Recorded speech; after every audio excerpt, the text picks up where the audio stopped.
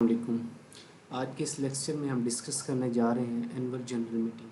ठीक है, तो इसमें ये है कि ये मेंबर्स की मीटिंग है और जब कंपनी न्यूली इनकॉर्पोरेट हो तो उन्होंने क्या करना होता है कि every company shall hold an annual general meeting within 16 month from the date of its incorporation. पहली मीटिंग विद इन 16 मंथ होगी। ठीक है, विद इन 16 मंथ। तो अक्सर कोशिश ये होती है कंपनी सेक्रेटरी की कि वो एजीएम ही पहले करवा लें, मतलब 7-8 महीने बाद ही इनकॉर्पोरेशन के। ठीक है, ताकि वो जो स्टैट्यूटरी मीटिंग की रिक्वायरमेंट होती है ना वो भी फुलफिल हो जाए और एजीएम मतलब एक ही मीटिंग में ना दोनों कंप्लाइंसेस हो जाएं। ठीक है जी। उसके बाद once in every calendar year within a period और 120 days following the close of its financial year. ठीक है, पहली मीटिंग आपने विद इन 16 मंथ करवानी है इनकॉर्पोरेशन के, और उसके बाद आपने हर साल अपने फाइनेंशियल ईयर के क्लोज होने के 120 दिन के अंदर अंदर आपने मीटिंग करवानी है, एनुअल जनरल मीटिंग। ठीक है, देखें ना वो जब हमने स्टैट्यूटरी मीटिंग पढ़ी तो वो मैंने आपको बताया था कि कंपनी की पूरी लाइफ में वो सिर्फ एक इवेंट होता है। ठीक है, स्टैट्यूटरी मीटिंग अगर करवाई जाए, ठीक है, वो आप डिले भी कर सकते हैं। डिले से मुराद ये कि आप उससे जो है ना उसको बाईपास भी कर सकते हैं कि आप एजीएम उसी टाइम पीरियड में कंडक्ट करवा लें तो स्टैट्यूटरी मीटिंग की रिक्वायरमेंट ख़त्म हो जाती है। वरना कंपनी की पूरी लाइफ में स्टैट्यूटरी मीटिंग सिर्फ एक दफ़ा ही होती है, उसके बाद एजीएम्स और एक्स्ट्रा ऑर्डिनरी जनरल मीटिंग्स वगैरह ही चलती हैं। ठीक है, provided that in case of a listed company the commission and in other case the registrar may for any special reason extended the time within which any annual general meeting shall be held by a period not exceeding 30 days। ठीक है, अगर आप listed company हैं और time पे नहीं कर सक रहे अपनी मीटिंग को, एजीएम को, तो आप जो है ना कमीशन को अप्लाई करें। कमीशन आपको on the basis of valid reason, special reason आपको 30 दिन तक की मोहलत दे सकता है। ठीक है, मतलब 30 दिन से ज़्यादा नहीं एक्सटेंड कर सकते। वो आपको शायद 15 दिन की दें, 20 की, 22 की, 29 की या 30 की। ये नहीं होगा कि आपको 35 डेज़ की दे दें, 40 की नहीं। ठीक है, लिस्टेड कंपनी के केस में आपने एक्सटेंशन के लिए कमीशन को अप्लाई करना है और अदर देन लिस्टेड के लिए आपने रजिस्ट्रार को। ठीक है, ये कंपनी ऐसी, ये एक ऐसी मीटिंग है जो कि हर कंपनी पे, एवरी कंपनी, ठीक है, एवरी कंपनी में भाई सारी कवर होगी हैं, पब्लिक लिमिटेड, ठीक है, प्राइवेट, सिंगल मेंबर, ये वो इस तरह की सारी। ठीक है, सिंगल मेंबर का थोड़ा केस डिफरेंट होता है, वो भी हम आपको पढ़ेंगे क्योंकि देखें उसमें मेंबर ही एक है। ठीक है, तो उसकी क्या ही मीटिंग होगी, वो अपनी क्या ही करेंगे।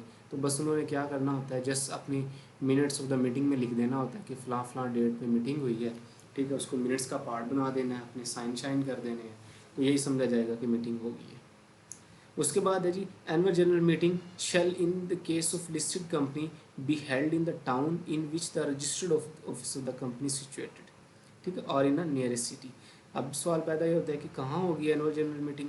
जहाँ भी कंपनी का रजिस्टर्ड ऑफिस है तो उसी लोकेलिटी में करीब करीब होगी। ठीक है, provided that at least 7 days prior to the date of meeting on the demand of member residing in a city who hold at least 10% of the total paid up capital। अब देखें ना, लिस्टेड कंपनी के member तो पूरे पाकिस्तान में फैले होते हैं, बल्कि स्टेट बैंक की रेगुलेशंस हैं कि कोटेड शेयर्स में तो फॉरेन भी इन्वेस्टमेंट कर सकते हैं। ठीक है, तो इस केस में 7 दिन पहले जो मेंबर्स शहर में मौजूद नहीं हैं, ठीक है, वो क्या कर सकते हैं, वो रिजाइडिंग इन अ सिटी अदर देन, मतलब जहाँ मीटिंग हो रही है, तो वो और उनके पास 10% तक पेड अप कैपिटल या वोटिंग पावर भी है, वो कंपनी से रिक्वेस्ट करके फैसिलिटी ले सकते हैं वीडियो लिंक की। ठीक है, ये नहीं कि एक मेंबर है वो रहते तो दूसरे शहर में है लेकिन उनके पास शेयर होल्डिंग ही 5% है, तो उसको कोई नहीं मिलना लिंक। ठीक है, वैसे मोस्टली ना आजकल जितनी भी कंपनीज़ की, लिस्टेड कंपनीज़ की हो रही है ना मीटिंग, वो साथ ही ना नोटिस के आप लिंक वगैरह के नहीं ना एप्लीकेशन दे देते हैं। मतलब कहते हैं कि अगर आपको लिंक चाहिए ना वीडियो लिंक का, तो आप इस नंबर पे जो है ना, इस नंबर पे मैसेज कर दें या हमें ईमेल कर दें। ठीक है, वो एड्रेस वगैरह दे देते हैं। उसके बाद है जी प्रोवाइडेड दैट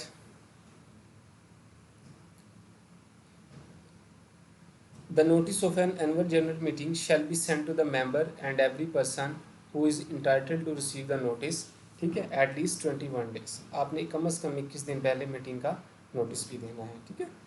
देखिए ना, मेंबर्स की मीटिंग है, जिस तरह आपने स्टैट्यूटरी मीटिंग में 21 डेज़ का दिया था, इसी तरह एजीएम में भी एटलीस्ट 21 डेज़ पहले आप उन्हें बताएं, ठीक है। मेंबर्स को तो आपका हक बनता है ना बताना, ठीक है, क्योंकि उन्होंने तो इन्वेस्टमेंट की हुई है। उसके अलावा and every person who is entitled to receive notice, उसके अलावा भी कुछ लोग होते हैं जो नोटिस रिसीव करने के इंटाइटल्ड होते हैं, जैसे कि शेयर रजिस्ट्रार है आपका, ठीक है, ऑडिटर्स हैं आपके, तो आपने उनको भी नोटिस भेजना है। Provided that in case of a listed company, such notice shall be sent to the commission in addition to its being dispatched in normal course to member and the notice। जैसे ही आपने members को भेजा है ना notice, notice के साथ ही आप financial statement भी भेज रहे होंगे, ठीक है, यही बता रहे होंगे कि भाई आपने अगर डिविडेंड वगैरह भी अनाउंस करना हुआ तो कहेंगे कि आप जो है ना शेयर रजिस्ट्रार को अपने बैंक अकाउंट वगैरह अपडेट करवा दें, ठीक है। और इसके अलावा वीडियो लिंक की फैसिलिटी कैसे लेनी है वो आप उसमें बता रहे होंगे, प्रॉक्सी फॉर्म अटैच कर रहे होंगे, प्रॉक्सी की क्या राइट्स रिस्पॉन्सिबिलिटी होती हैं, कितने टाइम पीरियड के अंदर अंदर प्रॉक्सी फॉर्म कंपनी के हेड ऑफिस पहुंच जाए, ये सारी चीज़ें आप नोटिस के साथ भेज रहे होते हैं। और साथ ही आप कमीशन को भी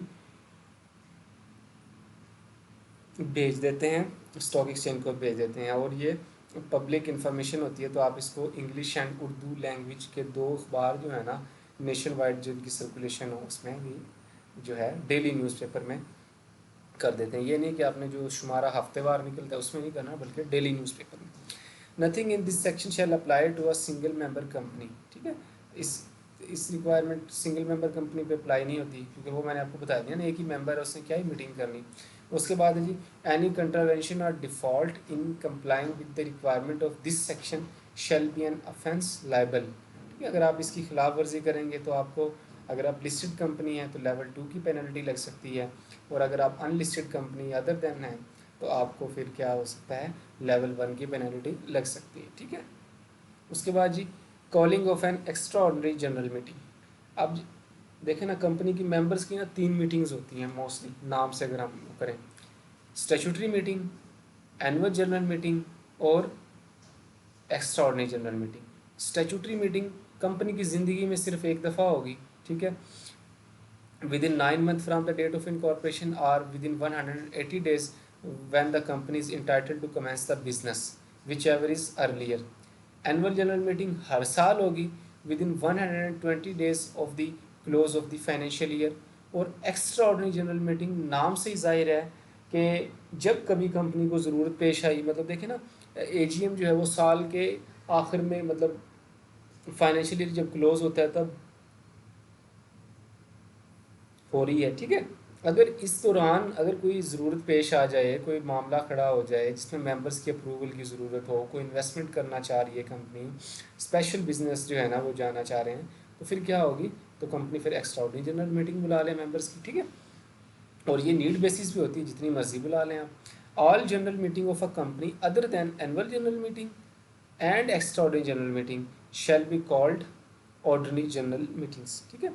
The board may at any time call an extraordinary general meeting of the company to consider any matter which require approval of the company in general meeting, ठीक है।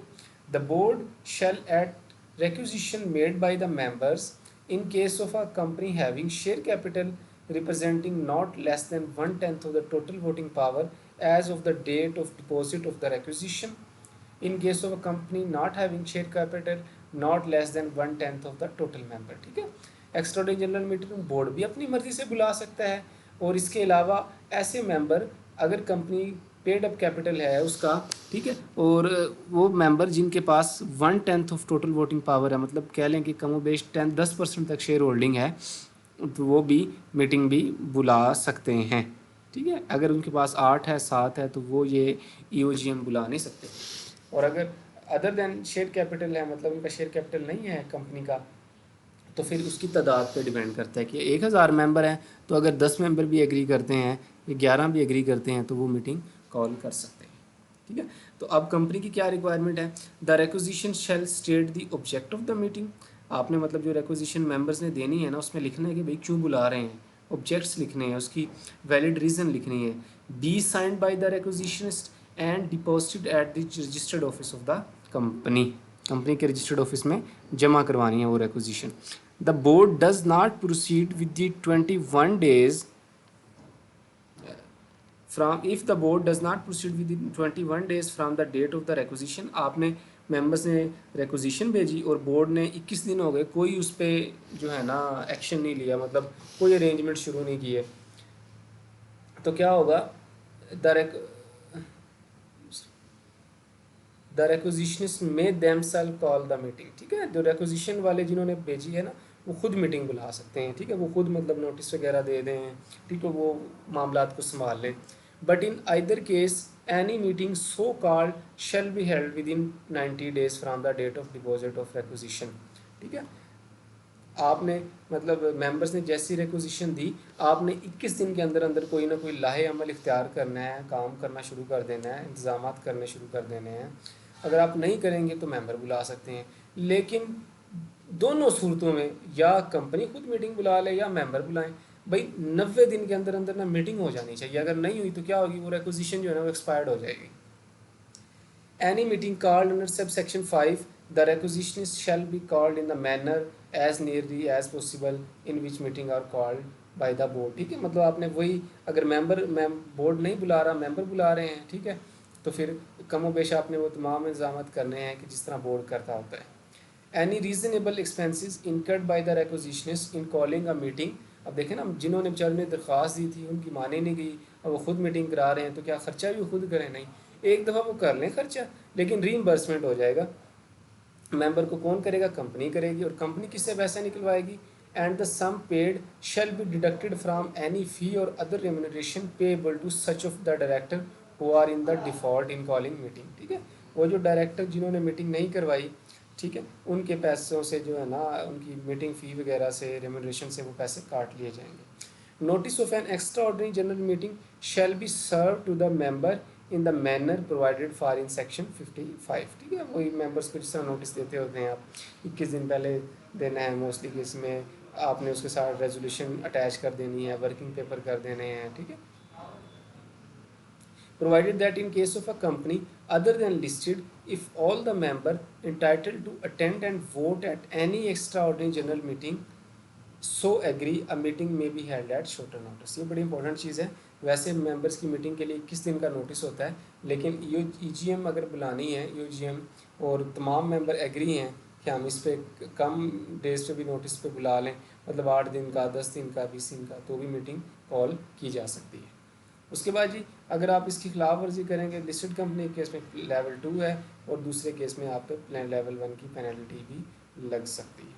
तो ये जी मीटिंग्स के बारे में था।